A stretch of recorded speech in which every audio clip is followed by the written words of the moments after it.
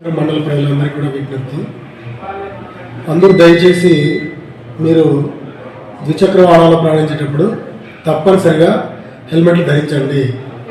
ఈ మధ్యకాలంలో జరుగుతున్నటువంటి రోడ్ ప్రమాదాల్లో అందరికీ చాలామంది కూడా అన్ని కేసులు చూసుకుంటే కూడా హెడ్ ఇంజరీ అవ్వడం వల్లే అందరూ చనిపోతున్నారు. కాబట్టి తప్పనిసరిగా అందరూ కూడా హెల్మెట్ వాడాలి.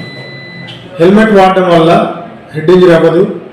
హెడ్ ఇంజరీ కాకపోతే 99% గాయపడిన వ్యక్తులు బతకడానికి అవకాశం ఉంటుంది.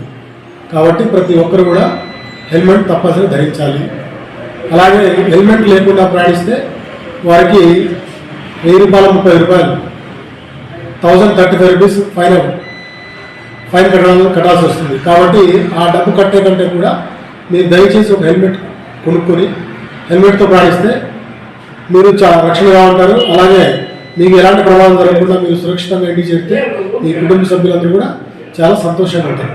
కాబట్టి ప్రజలందరికీ విజ్ఞప్తి, దయచేసి మీరు తప్పనిసరిగా హెల్మెట్ వాడండి.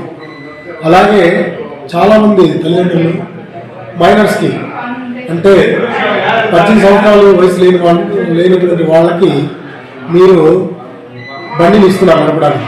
అది చట్టరీత్యా నేరము. ఆ మైనర్స్ ఏదైనా అనుకోకుండా ఏదైనా ప్రమాదానికి గురి చేయడం కానీ వారికి గురి కావడం కానీ జరగవచ్చు. అలా ఏదైనా జరిగితే ₹25,000 జరిమానా ఉంది. అలాగే మైనర్స్ ఎవరైతే మైనర్స్కి వారాలు ఇచ్చారో వాళ్ళ మీద వాళ్ళకి 3 నెలల శిక్ష కూడా, జైలు శిక్ష కూడా ఉంది. కాబట్టి దయచేసి లైసెన్స్ లేకుండా 18 years కంప్లీట్ కాకుండా ఉన్న వ్యక్తులకి మీరు వారాలు ఇవ్వకండి.